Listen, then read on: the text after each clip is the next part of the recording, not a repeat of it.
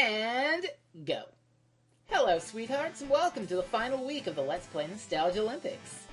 We're taking on the Friendbot Deathrace Championship 2013 something or other, playing a bunch of games in succession, starting with Sid of Valis, a super deformed, kawaii, dare I say, hack-and-slash game on the Sega Genesis. It's part of a larger series, the Valis series. It had entries mostly on the TurboGrafx 16, although this Genesis one is supposedly based on Valis 2, only all cutesied up with anime. You're Yuko, you're a magical girl with a magical sword, and you've got the ability to magically change your armor. Isn't that magical? I'm currently wearing a speed suit, because, well, I've got blue hair, and I'm on the Sega Genesis, so gotta go fast. Of course, that's hampered by these goddamn blimp enemies. These green and purple buggers that split into 4 parts when you hit them and home in on you. If you're not careful, they will hover around your sprite and damage you to death. But I've equipped this wide beam because it's a lot better than the basic attack you have. It actually hits these damn things, and you don't have to be perfect about it. You just aim in their direction and you'll hit them. So that's really great. As for the challenge, simple. Play this thing for 5 minutes and don't die. That shouldn't be too hard, right? Well, there's a couple things to complicate that. I mean, you do have different suits, but you gotta be really careful with this speed suit because, well, you're slippery as all hell. But I like it. It adds a little extra danger to the whole thing. This item's a bomb. You can detonate them to destroy every enemy on screen, but they don't work on bosses, unfortunately. And here's another boss, this big golem guy. He's about as easy as that previous fellow we fought, Necrodepto, the Red Thunder Dragon. And we beat him, and we get a new suit and a new attack. Now, the homing beam kind of sucks, but the guard suit's okay. Well, we'll stick with the speed suit for Act 2 of this stage, which is laughably easy if you're fast. That stars invincibility. If you're quick, you can bypass this entire vertical shaft without doing anything, just jumping up and avoiding every goddamn thing it throws at you. So that's great. I mean, we kind of ran out there, but if you get up here, it all wears out. And we're at the boss already. We're just going to switch over to the guard suit so we're not slipping around like an idiot. And we're on Act 3. It's a boss fight. Nothing but a boss fight against this big fella. Get out of the way. Yeah, we're just going to have a little chat with this fella. The Black Panther Dragon, whoever Megas is. This guy's so easy. This is all you do. You hold right to avoid whatever he's firing down at you. Then you jump up and shoot. You hit him in the face. And he goes back to dropping stuff on you. That's all you gotta do. Is just keep up this pattern. Just be careful you don't hold left. Just release right. Or else you will slip and slide because this is a floor of ice, and by God, this game already has slippery physics, let alone when it adds actual honest-to-God ice physics to the mix. Regardless, that fellow's dead. Yuko, or Sid, or whatever the goddamn hell her name is very happy, even though she should be freezing and she should really cover up. Goddamn, honey. Put on a shirt! This is Stage 3! It's got pixies that'll try and shank you, and, whatever the fuck those green things are. Oh, and turtles. I like turtles. That turtle's kinda cute. The first section here is pretty quick. Just be careful of that green water acid stuff, because it'll hurt you. And now we come to the make or break point. This fucking dragon. It's really luck, because you just keep hitting him, and he either behaves or decides he wants to hang around your sprite and continually damage you, not letting you get a hit on him and kill you. It's just a crapshoot. I hate him.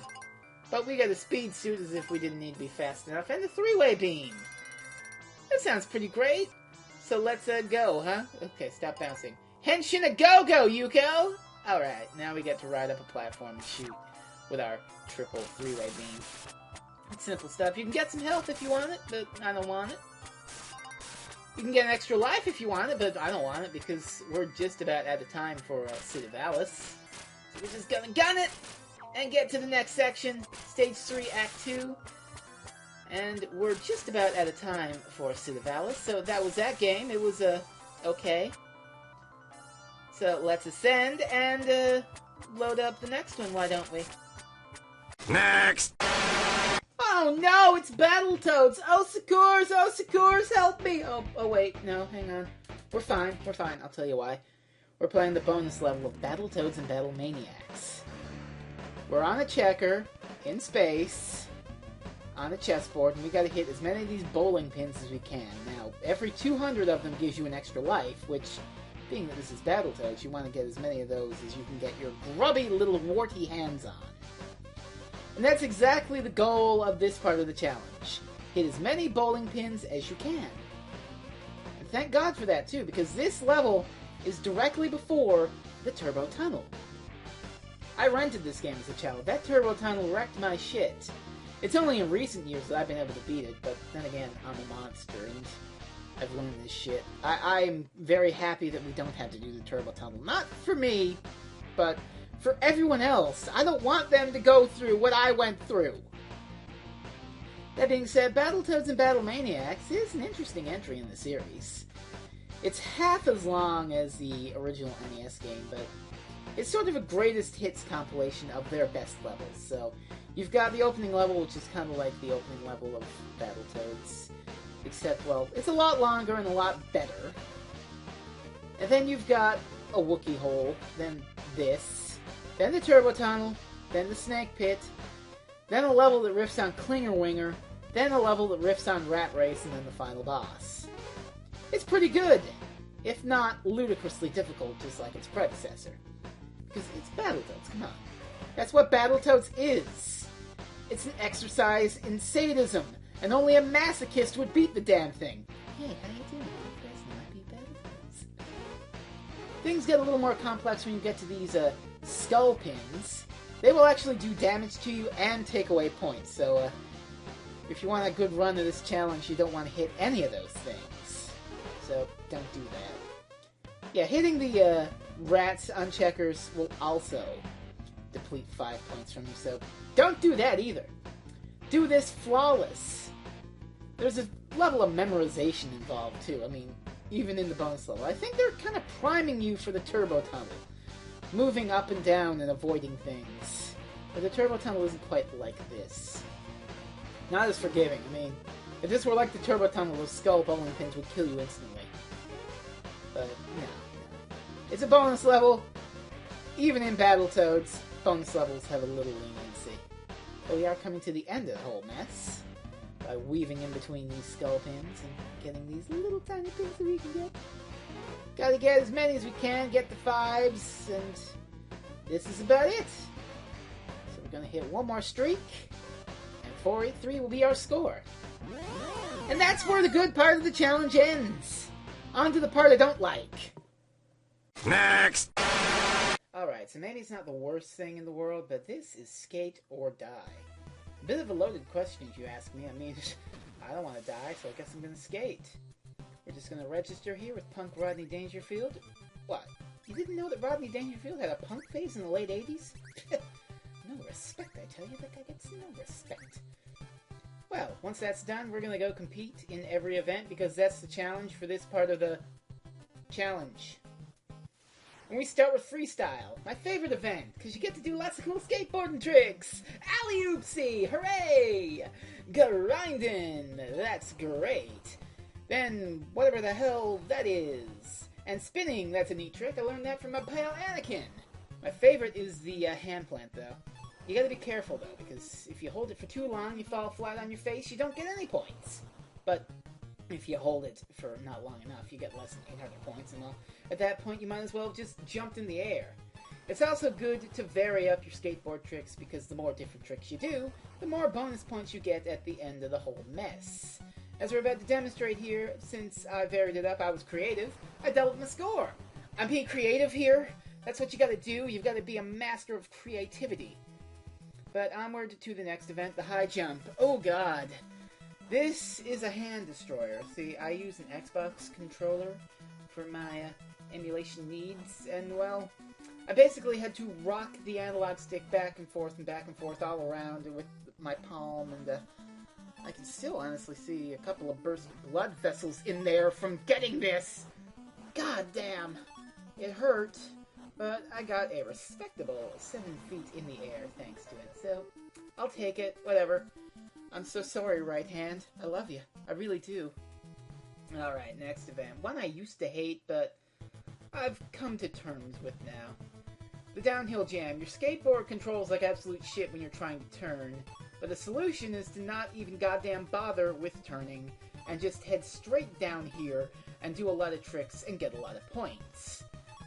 None of this turning bullshit. Just jump over stuff and make it to the finish line really quick and get a pretty great score, I might say. Yeah. Ha!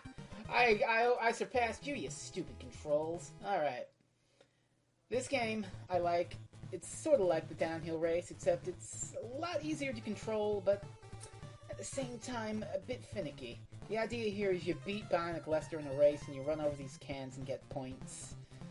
But it's really inconsistent. Like, the score you get at the end could be like 100 points below what you got last time, even though it doesn't feel like you went any faster or slower or got any less cans. It's really funny, and I don't know how the hell it calculates it. Maybe it has to do with this jump at the end. That was kind of stylish, so maybe I got more points for that. I don't know, but I'll take this score. It's pretty damn good. Ugh. I hate this game. This is actually now my least favorite, now that I actually know how to do the downhill jam. The pool joust against Bionic Lester. You gotta knock him flat on his ass with your American Gladiator stick, and then go on the defense as he tries to knock you flat on your ass with his American Gladiator stick. And if you can last for 5 seconds without falling on your ass, you get a stick. Problem here is that Lester is a goddamn machine. He'll always avoid you, and if he's got the stick, he can just so much as nudge your little pixels and knock you onto the fucking pool. Oh god, this sucks. And the perspective is a little weird too, I don't understand it, but regardless, he's done. Knock that shithead right on his fucking face. You Lester, go to hell. Alright. That's it for Skate or Die. And now we can move on to the final leg of this challenge. A stress-free, wonderful thing. You shut up, Rodney Dangerfield! Next! The final leg of this mad dash. Columns on Sega Master System. Oh god. You maniac. You did it. You actually went and did it. Columns in an LPO. I'm expecting the fire and brimstone any second now. No, this is fine though. This is kind of fine, I'll tell you why, because we're not being graded for our performance on columns here. I think we're still being graded for commentary, so I'm not going to devolve into gobbledygook, just for the sake of the judges, so they don't just give me a 0 for, yeah, you didn't say anything. But no. Performance? Doesn't matter. This is the break time of the Let's Play Nostalgialympics. Just relax. Play a video game. I'm getting a sudden urge of deja vu here. Really, really crazy. But I'm going to ignore that. The purpose of this is to assess whether or not Puyo Puyo 2 was a bad choice. First of all, Zenny Toto, how dare you? I mean, I accept that I made some mistakes in the LP Summer Games, and Puyo Puyo 2 was one of them. I wanted Kirby's Avalanche. I picked Puyo Puyo 2 because I knew nobody would have emulator issues with it, but of course I didn't screen it, so everyone had actual game issues with it because it was sadistic and ridiculous. It gave birth to our Wacky Off, though, but I've accepted that long ago. It was a mistake, and I've come to terms with it. I could point out your mistakes, but I'm not going to. I'm going to be the bigger man. And I'm going to play columns on Sega Master System. That being all said, this is actually not that bad. I went and played Genesis columns after I played this, just to see maybe I was wrong about columns. Maybe it's not so bad after all, and no. Genesis columns is ridiculous. And yet this version is not. Why is that? I did a little thinking, and I think I know why. It's because columns for Genesis was on the Sega Genesis. Now, this shouldn't suggest that I'm some sort of Nintendo fanboy railing against the Genesis does what Nintendo campaigns and all that stuff. No. but that is part of it. You see, this came out on the Genesis anyway. It was one of the earlier games. It was like an Altered Beast sort of thing, where, hey, look, we can do big sprites. You can't do this on Nintendo. The drawback being, of course, that, well, everything seems a lot bigger, a lot clunkier on the Genesis columns. I don't know. Compared to this Master System one, they're probably the same with the same amount of screen space, but it just feels like you have less room with the Genesis columns, with those big, bulky gems as opposed to these little tiny, cutesy Master System gems. I don't know. It's a strange sort of feeling, but it's one that makes Master System columns actually not that bad. It helps that it kind of does start at a slower pace. It's pretty good about it, and as you rank up, you get more points for your chains and combos, but things get faster. It's an interesting trade-off. If this were a score challenge, that would be a kind of an interesting trade-off. How long can you survive? But this isn't a score challenge. This is just relaxing and playing columns. Because we can. I like it. I like that. I like the idea of just relaxing for once. No stressing over high scores. No redoing my skate or die runs 4 times to get the best possible damn score I can get out of it. Just columns. Nothing more, nothing less. It's so chill. I love the background too. I mean, I immediately think space, but I look at these things, they don't look like stars. They look like falling snowflakes to me. I mean, it is fitting. As I record this, it's 5:02 p.m., December the 3rd, 2013. And LPO has run into December. That's the first time that's happened. We've never really done a winter LPO, unless you count Hutch's Elimination Challenge in February or so. But we've never done a proper winter one, as the nights get cold and short and Christmas approaches. I mean, if we can do an LPO that ends around Thanksgiving and delay it a bit for all you Americans, my God, why can't we do an LPO in December and delay it for Christmas and New Year's a bit? Why can't we? No, but people in the thread have been saying the LPO deserves a bit of a rest. You know, okay. It would certainly give me time to get back to my actual Let's Plays. I mean, I would love to do one of those again. Instead of playing week after week. I'd love to record an LP, but I gotta play this game and rock the scores on it so as to beat Zalaz, because he's beaten me. But, no, we can take a break. Zalaz, honey. How far you've come. You started off as a new guy. Kind of nervous with your commentary. People found it a little endearing, but they were also like, yeah, you need to get a little more confidence, but... And by God, you did! Look at you now. You're in first place. You're beating the beast in the shape of a man. The guy who fucking beat Battletoads and Echo and all the other hard shit. Not to toot my own horn too much, because really, you're outdoing me, and you should be proud of that. Well done. You've become a rival for me. A guy that I had to strive to beat and try really damn hard to beat. And I've done that. I've pushed this run. This run is pretty much the best of my ability to try and beat you. Skill-wise, maybe. Commentary-wise, that is yet to be determined. Nevertheless, I'm proud of you. And to Jeer, sweetheart, you've done as good as ever. You are an ice-hot fellow, and it's been fun. It's been very fun watching your runs and stuff. Never give up. As for Mr. The Hutch, he did a pretty great imitation of me.